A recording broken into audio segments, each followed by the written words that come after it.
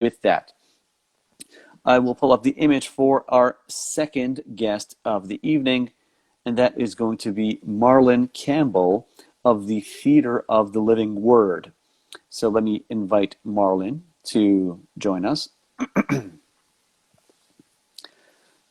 And Marlon and his crew have a production of Macbeth coming up next week. I believe that is on the 16th. So that is, I think that's next Wednesday night. But we'll double check with him to make sure.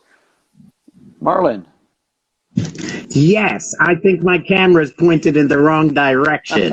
I would guess so. Hello, sir. Yeah, all right. How did you there, Brother Ron? All right, everything well?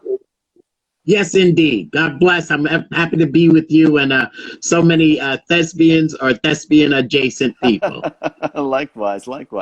So, Marlon, the name of your company is the Theatre of the Living Word.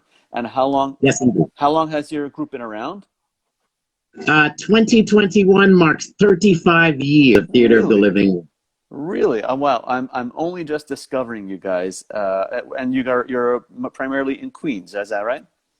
That's exactly right. We're based in St. Albans, New York. It's a long-time mecca and birthplace for people in the performing arts, from Benton and Louis Armstrong to LL Cool J came out of St. Albans. Wow, that's funny. You know, I grew up in Queens, so I'm familiar with the area, but I still haven't come across that one. I'm happy to make your acquaintance here tonight. So Marlon, and I believe you're also part of another group. What is your other group? All right, I'm also chairman of the board of directors for the Caribbean American Repertory Theatre. Okay. We did some collaborative projects together over the years. I joined the board of directors, and then in a moment of bad judgment, they made me executive chairman of the board of directors. And I've had a ball. The programs that come out of there are universally positive and interesting, and it gave me the great opportunity to make acquaintance with our mutual friend, Brother Tony Patinucci. That's right. Yeah, Tony and I. He's. If you look at the image in the background, anyone who doesn't know what we're talking about, if you look at the image that's up in the background, one of the two posters for Macbeth shows Tony with the mustache. He is Duncan in this production, and Tony and I go way back. He and I did some work together. Oh, I'd say about 15, 20 years ago or so. Also in Queens. So yeah, I remember Tony quite well. So tell me, Marlon, your group Theatre of the Living Word has been around for a long time. Have you guys done a lot of Shakespeare over the years, or is this a new venture for you? We seem to do Shakespeare at milestone times in our company. The first time we did it was, I'd say, our 25th anniversary. We put together Hamlet. Okay. So I was interested to hear what Brother Jonah was doing with that production, a juxtaposition of that and Romeo and Juliet. Right. Romeo and Juliet was actually the first Shakespeare play I ever read, but having never been in love at that time, I really didn't know what was going on, you know? You didn't connect.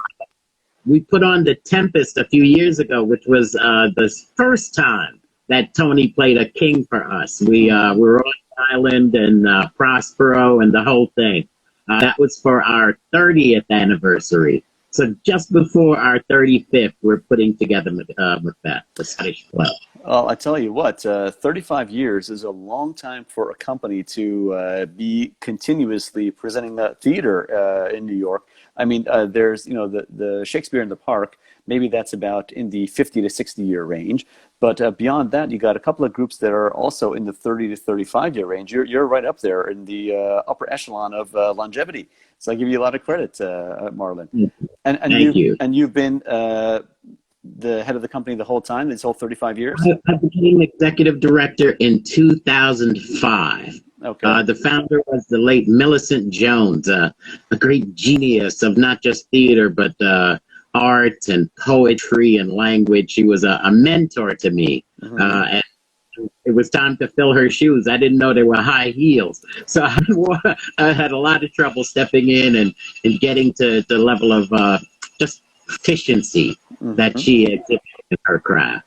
Well, I applaud you for taking on that role, stepping into the role of the head of any kind of theater group, or even just any kind of group in general. It's no easy task, especially when you have such big shoes to fill. So kudos to you for doing what you're doing. So tell me about this particular production of Macbeth. How long has this been in rehearsal, and when is it going up? I was going through the files when I was putting together the scenes, and I realized that I opened the folder on my computer for this show last year in about June.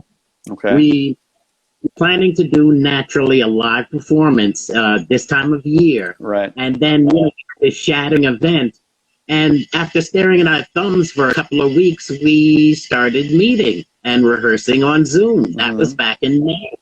So we've had a lot of rehearsals, and because of the situation, I've had the odd experience that two of the actors, including Macbeth, I never met them in person. Really? Until they walked in for me to film them. All we could do is bump elbows. I feel like these are my dear friends, but we've never been in the same room before. Isn't that funny? Isn't that a novelty of the coronavirus era with the everything being done via Zoom?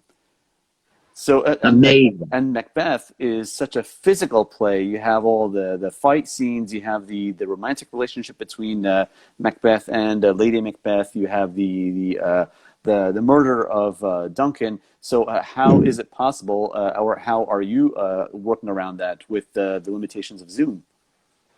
I have employed every trick in the book in order to make these tricks happen. I'm a theater person, so you just lay the whole thing out and folks sit and watch. But there's an opportunity that comes with the difficulty in that we can get so close to our actors in a film situation. You can't do that in the theater. Right. So we create intimacy sometimes by an illusion, or you see one part of a person but not the other part. Even a couple of actors live in the same home, so they were able to make physical contact with each other. So we've just done everything. There's several scenes where the actors have never been together, or they're in a scene together.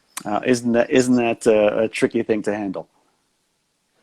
The editing is a bit trick, sir, but if you think it through, and like I say, we've been with this material for quite a while. So I kind of see the scene already, and I know where they should look, and they know how the other person would react because they've seen their face do it so many other times. Right.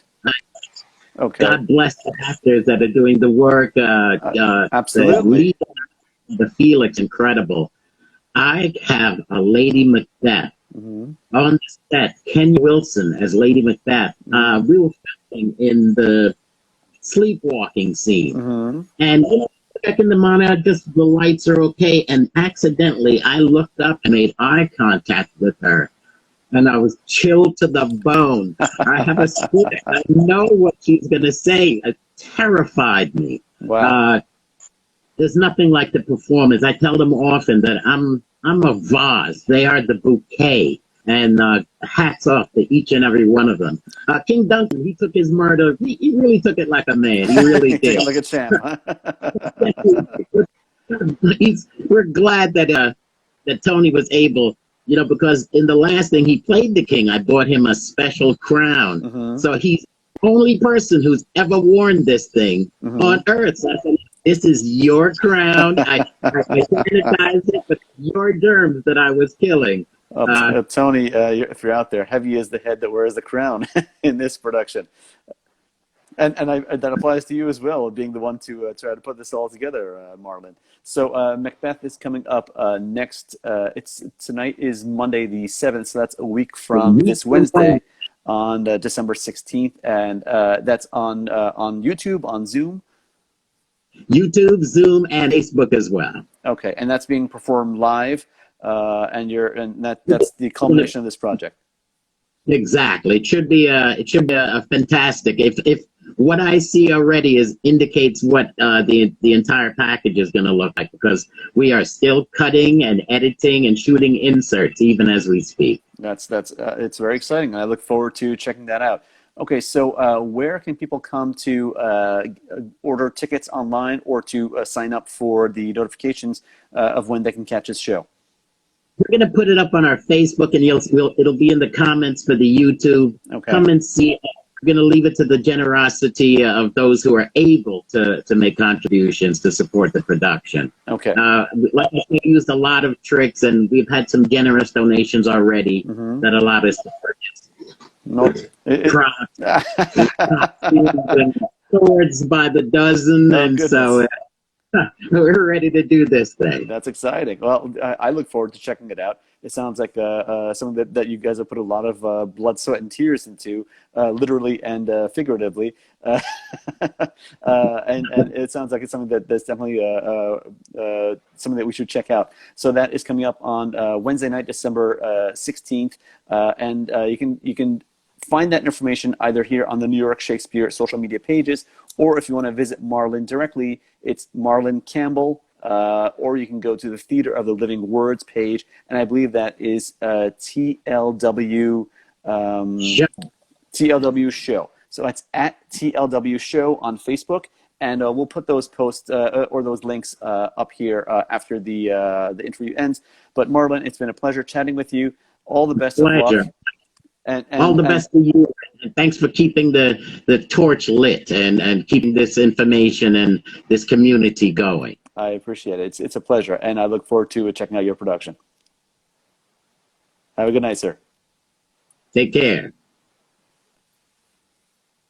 Okay, so that was Marlon Campbell of the Theater of the Living Word, and they have their production of Macbeth coming up next week, Wednesday night, December 16th.